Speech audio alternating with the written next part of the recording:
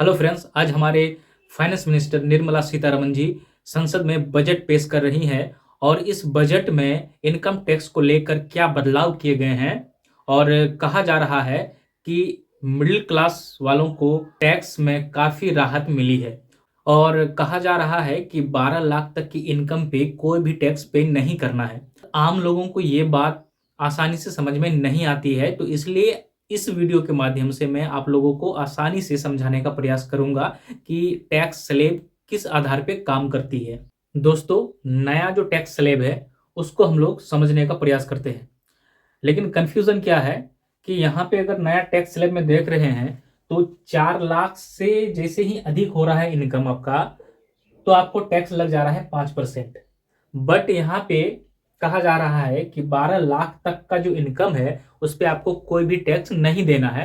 तो कंफ्यूजन इसी बात पे है, तो आइए हम लोग समझेंगे, उस पर भी हम लोग बात करेंगे। ठीक है, वीडियो के एंड तक आप लोग बने रहिए। देखिए कि 0 से 4 लाख तक का अगर आपका इनकम है तो इस पे आपको 0% टैक्स लग रहा है, यानी कि टैक्स बिल्कुल नहीं लग रहा है। ठीक है, और 4 से लेके 8 लाख तक का आपका इनकम है तो आपको 5% टैक्स यहाँ पे देने पड़ते हैं। फिर 8 से लेके 12 लाख तक का अगर आपका इनकम है तो आपको 10% टैक्स लगता है। उसी प्रकार 12 से 16 लाख तक का अगर आपका इनकम है तो आपको 15% जो है यहाँ पे इनकम टैक्स लगेगा। उसके बाद अगर 16 से 20 लाख तक का इनकम है तो आपको 20% इनकम टैक्स लगेगा। 20 से लेके 24 लाख तक का अगर आपका इनकम है सालाना तो आपको 25% टैक्स देना पड़ेगा। और 24 लाख से अगर अधिक है आपका इनकम तो आपको सीधे कितने परसेंट, 30% देने पड़ेंगे। तो किस प्रकार से टैक्स यहाँ पे आपसे लिया जाता है, तो एक आम आदमी टैक्स कैसे पे करता है, तो आइए हम उसके बारे में जानते हैं। तो 5% वाला स्लिप में हम लोग देखते हैं। ठीक है, तो यहाँ पे मैक्सिमम 8 लाख है तो हम 8 लाख को ही लेके चलते हैं। किसी व्यक्ति का आय 8 लाख है, मान लेते हैं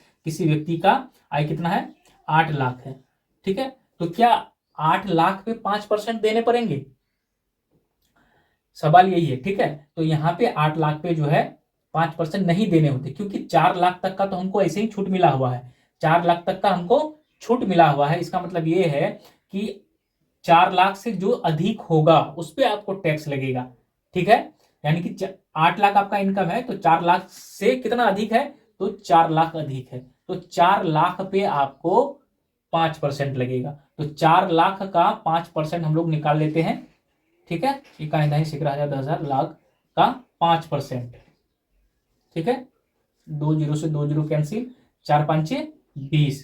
ठीक है, तो यहाँ पे 20,000 हमारा जो है टैक्स लग रहा है आपका, अगर 8 लाख तक का किसी व्यक्ति का इनकम है। उसी प्रकार अगर हम 10% वाला स्लैब में आए तो यहाँ पे जो अमाउंट इससे बढ़ा हुआ अमाउंट होता है उस पे लगता है। ठीक है, तो यहाँ पे 12 लाख, देखिए 12 लाख आपका अगर इनकम है, किसी व्यक्ति का इनकम है, तो यहाँ पे 12 लाख पे 10% नहीं देना है यहाँ पे, क्योंकि हम लोग यहाँ 8 लाख तक के स्लैब वाले में जो है ना टैक्स 20,000 हम लोग पे कर चुके हैं। तो 8 लाख से कितना ज्यादा है, 12 लाख, या फिर 12 लाख नहीं होगी, किसी का इनकम अगर 10 लाख है तो 8 लाख से कितना ज्यादा है, तो 2 लाख ज्यादा है, तो 2 लाख पे जो है लगेगा 10%। चलिए यहाँ पे हम लोग मान लेते हैं कि 10 लाख किसी व्यक्ति का इनकम है। ठीक है, इस स्लैब में हम लोग 10 लाख ले लेते हैं इनकम। तो 10 लाख जब इनकम लिए तो इसमें 8 लाख से कितना ज्यादा है, तो 2 लाख ज्यादा है, तो 2 लाख पे 10% लगेगा। 2 लाख का 10% लगेगा यहाँ पे। ठीक है, तो कितना हो गया, यहां पे भी आपका 20,000 हुआ, यहां पे भी 20,000 आपका इनकम टैक्स बना। ठीक है, आगे इसी प्रकार से जितना ज्यादा होगा, यानी कि आप यहाँ पे अगर 16 लाख या 15 लाख किसी का इनकम है, अगर यहाँ पे अगर मान लीजिए कि किसी व्यक्ति का इनकम 15 लाख है, तो यहाँ पे 15 लाख में जो है केवल 3 लाख पे, क्योंकि 12 से कितना ज्यादा है 15, तो 12 से 3 ज्यादा है, तो 3 लाख पे जो है यहाँ पे 3 लाख पे इनको देने होंगे 15% का इनकम टैक्स। तो इसी प्रकार से आगे भी कंटिन्यू होगा। और यहाँ पे बात क्या जा रहा है कि 12 लाख तक के इनकम पे आपको कोई भी टैक्स पे नहीं करना है। तो ये कैसे होता है, मान ले कि आपका इनकम जो है 12 लाख, एग्जैक्ट 12 लाख है। ठीक है, एग्जैक्ट 12 लाख है। ठीक है, तो यहाँ तो आप लोग समझ गए, तो हम यहाँ पे ले लेते हैं 12 लाख। ठीक है, यहाँ हम 12 लाख ले लेते हैं। ठीक है, तो हमको यहाँ पे क्या करना पड़ेगा, 4 लाख पे टैक्स देना पड़ेगा। ठीक है, तो 4 लाख पे 10% जब देंगे तो 40,000 हो जाएगा। ठीक है, क्या हो जाएगा, 40,000 मैक्सिमम हम लिए हैं। ठीक है, तो 40,000 हमारा इनकम टैक्स हो गया इस स्लैब में। ठीक है, तो टोटल कितना हो गया, 60,000। टोटल हो गया हमारा 60,000। ठीक है, हम 12 लाख तक की बात कर रहे हैं, तो 12 लाख तक के इनकम पे आपका 60,000 जो है टैक्स बन गया, 40,000 इधर और 20,000 इधर। ठीक है, तो यहां पे 87B के तहत जो है आपको क्या होगा कि आपको टैक्स रिबेट,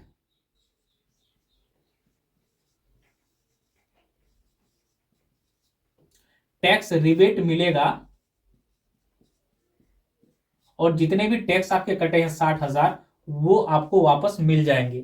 ठीक है, 12 लाख तक की इनकम पे किस प्रकार से आपको 0% टैक्स लग रहा है आपने तो देख लिया, लेकिन 12 लाख से अधिक अगर आपका इनकम हो तो किस प्रकार टैक्स लगेगा, तो आइए जानते हैं। ठीक है, आपका इनकम अगर 12 लाख से अधिक है, तो 12 लाख से अधिक है तो आपको सेम उसी प्रकार से टैक्स स्लैब के अनुसार जो है क्या लगेगा, टैक्स लगेगा।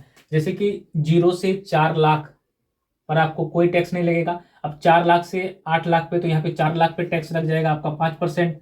4 लाख का 5% कितना हो जाएगा, लगभग 4 लाख का 5% 20,000 हो जाता है। तो 20,000 यहाँ पे। उसका अगर 12 लाख तक है आपका इनकम, तो यहाँ पे फिर 4 लाख पे टैक्स लग जाएगा आपका, क्योंकि आपको यहाँ 8 लाख तक आपका जो है ना पेमेंट हो चुका है, टैक्स आपका 20,000 लग चुका है। तो यहाँ पे 8 से 12 आने में 4 लाख, तो 4 लाख का फिर आपको क्या लगेगा, 10%, यानी कि 40,000। 40,000 आपका लग गया। उसके बाद मान लिया कि 12 लाख से अधिक, कितना अधिक, मान लिया 13 लाख है आपका। ठीक है, मान लिया 13 लाख आपका जो है एनुअल इनकम है, तो 13 लाख, इसका मतलब कि 12 लाख से कितना ज्यादा होगा, 13 लाख 1 लाख, तो 1 लाख पे आपको यहाँ पे लगेगा कितना परसेंट, तो 15%। तो 1 लाख का 15% बोले तो 15,000। ठीक है, तो इस प्रकार से आपको टैक्स पे करने पड़ेगा। जिस जिस प्रकार से आपका इनकम बढ़ेगा उस हिसाब से आपको टैक्स स्लैब के अनुसार जो है टैक्स देने पड़ेंगे।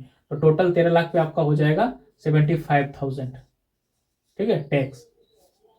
ठीक है, अब देखिए 1 लाख ज्यादा हुआ तो आपको इतना लग गया। ठीक है, 12 लाख तक आपको 0% टैक्स लग रहा था। अब जैसे 1 लाख हुआ तो आपको 75% टैक्स, यानी 75,000 रुपया टैक्स देना पड़ा। तो बताइए कि 1 लाख आपका कितना बचा, 25,000।